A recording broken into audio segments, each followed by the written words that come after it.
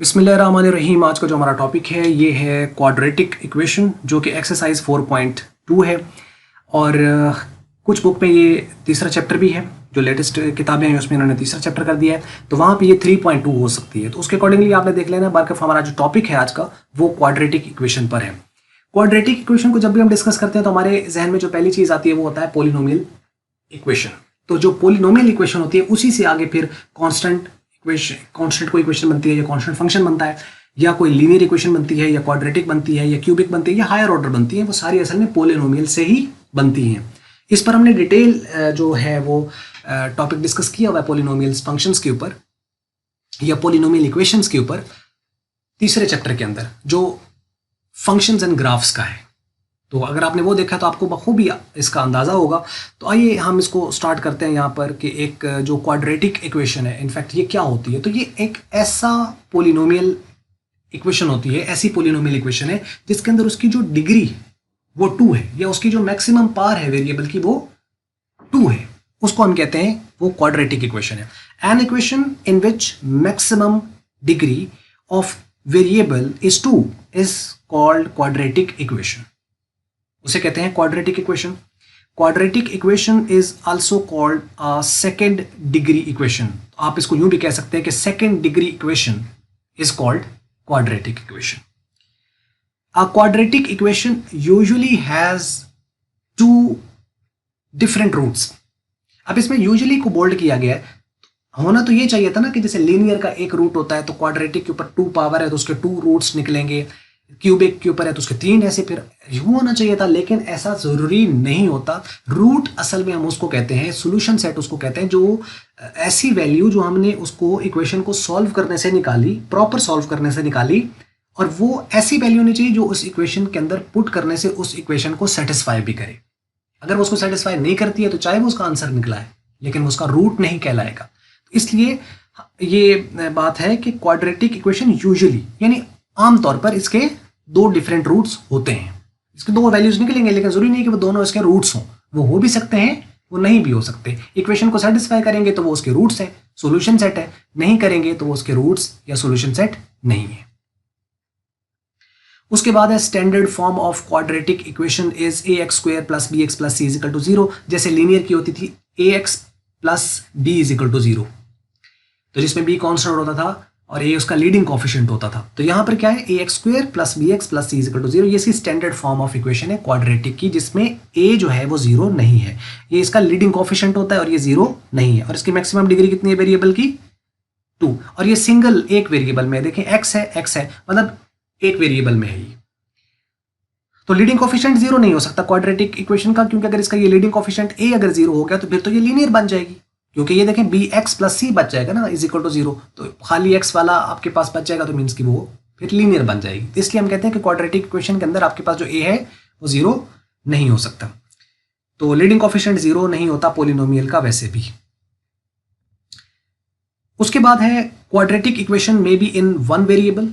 ये जैसे कि ये दी हुई है x के अंदर, अगर ये y में भी दे दे तब भी वो 1 वेरिएबल है, z में दे दे तब भी लेकिन सारे z होंगे, सारे y होंगे या सारे x होंगे तो वो 1 वेरिएबल में। लेकिन अगर x और y आ जाए तो वो 2 वेरिएबल्स में आ जाएगा, x y z आ जाए तो वो 3 वेरिएबल्स में होगा। तो क्वाड्रेटिक इक्वेशन में be in 1 variable, 2 variables, 3 variables are even more than 3 variables. वो 3 से ज्यादा वेरिएबल्स में भी हो सकती है। क्वाड्रेटिक इक्वेशन में बी सॉल्व बाय फैक्टराइजेशन। हम क्वाड्रेटिक इक्वेशन को सॉल्व आमतौर पर 3 मेथड से कर सकते हैं, फैक्टराइजेशन से, कंप्लीटिंग स्क्वायर से और क्वाड्रेटिक फार्मूला से। तो आप फैक्टराइजेशन से सॉल्व कर सकते हो, कंप्लीटिंग स्क्वायर से कर सकते हो, क्वाड्रेटिक फार्मूला से कर सकते हो। अब यहाँ पर कुछ चंद एक चीजें हैं जो आपको जहन में रखनी है। अगर तो वो आपको एक इक्वेशन दे देता है क्वाड्रेटिक और कहता है सॉल्व, अब आपकी मर्जी है, आप इसको फैक्टराइजेशन से करना चाहो उससे कर लो, कंप्लीटिंग स्क्वायर से करना चाहते हो उससे कर लो, क्वाड्रेटिक फार्मूला से करना चाहते हो उससे कर लो, जो आपको आसान लगता है।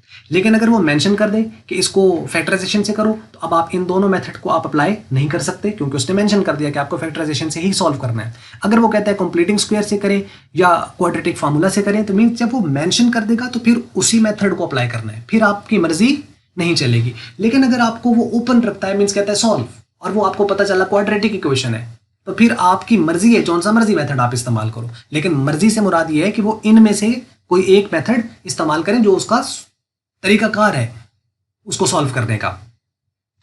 एक चीज़ यहाँ पर ये आ गई।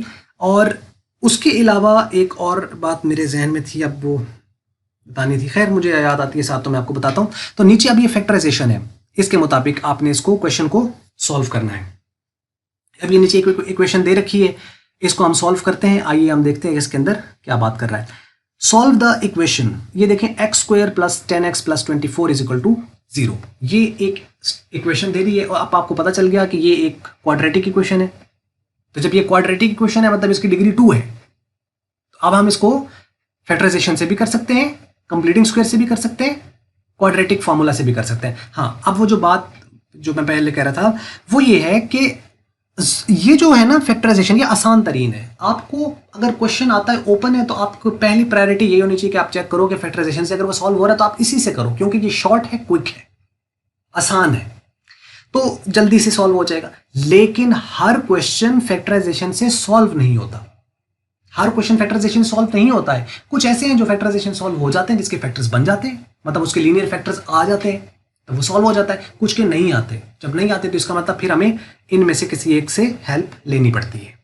ये हम 1 बाय 1 अगली वीडियो में हम डिस्कस करेंगे। इसके अंदर हम देखते हैं कि फैक्टराइजेशन से कैसे सॉल्व करते हैं। आइए सॉल्व करते हैं। इक्वेशन है x square plus 10x plus 24 is equal to 0।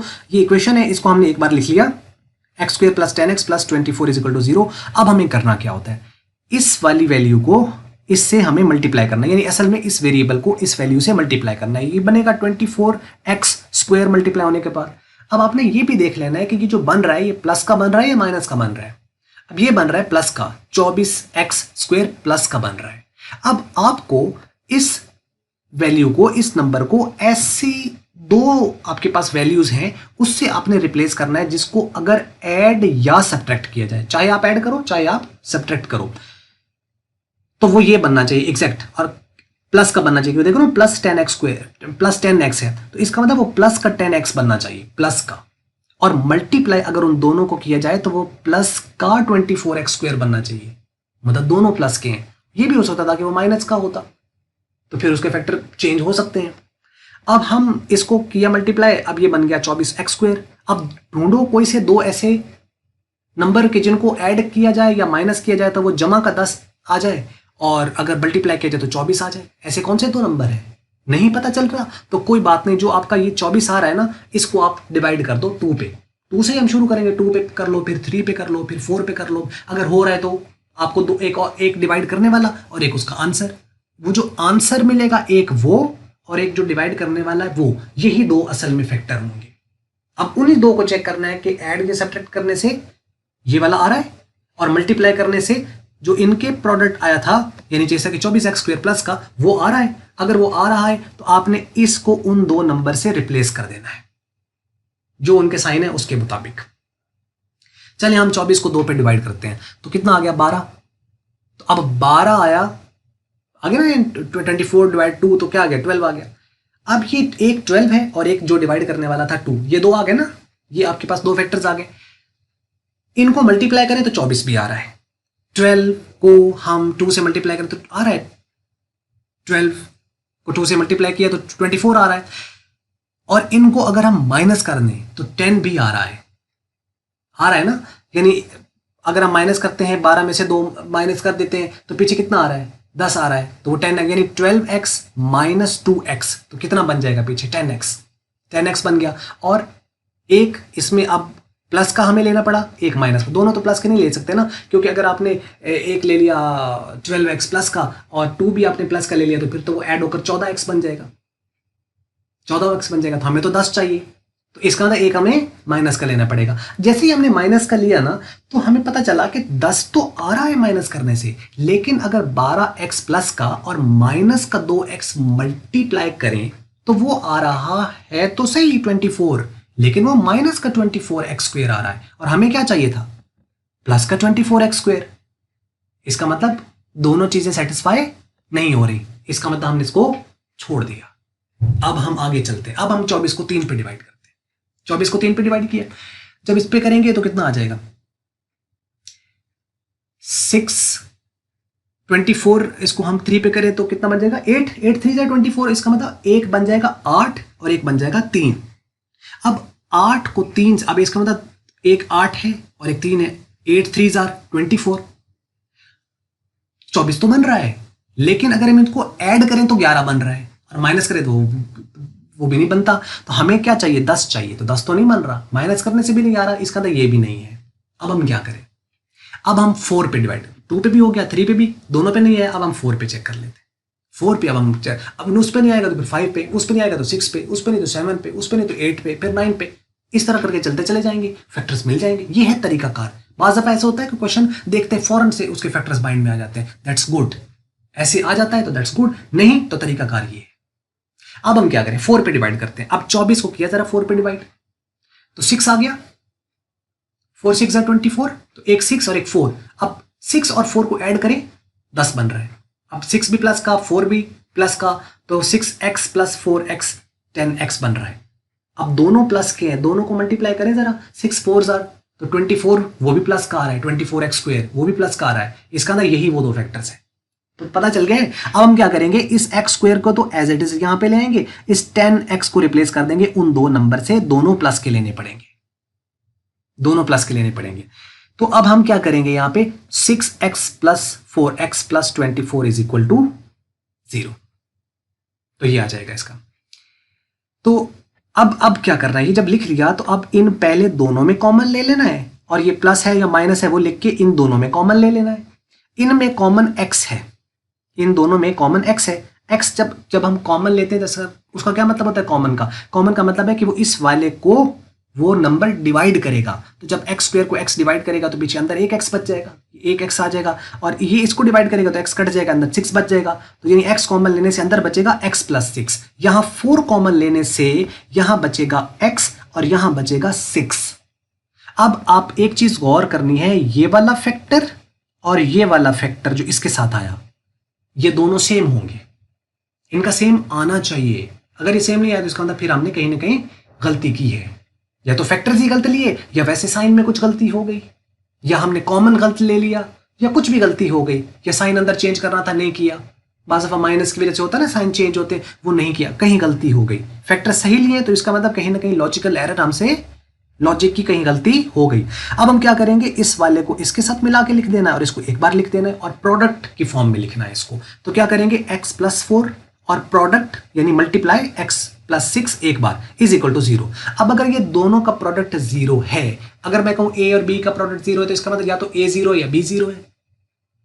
इसका मतलब है या तो ये 0 है या ये 0 है। अब हम क्या करेंगे, x plus 4 is equal to 0 या x plus 6 is equal to 0। अगर x plus 4 is equal to 0 है तो x की वैल्यू -4 होगी, ये वाली, और अगर x plus 6 is equal to 0 है तो इसका मतलब x की वैल्यू -6 होगी। तो ये इसका सोल्यूशन सेट है, ये इसका आ जाएगा सोल्यूशन सेट, यानी इसका रूट -4 -6। इन वैल्यूज को आप एक एक करके इसमें पुट करके चेक भी कर सकते हैं कि इसमें x की वैल्यू पुट करने से क्या 0 आ रहा है -4 पर, -6 पर आ रहा है। अगर दोनों पर आंसर आ रहा है तो ये इसके रूट्स हैं, ये इसका सोल्यूशन सेट है। ये है वीडियो, उम्मीद करते हैं आपको समझ लगी होगी। अगर आपको मल्टीपीडिया की वीडियो अच्छी लगी इसको आप लाइक कर लें, शेयर कर लें दूसरों के साथ। अगर आपको अच्छी नहीं लगी इसको आप कर दें डिसलाइक, और वीडियो देखने का बहुत शुक्रिया।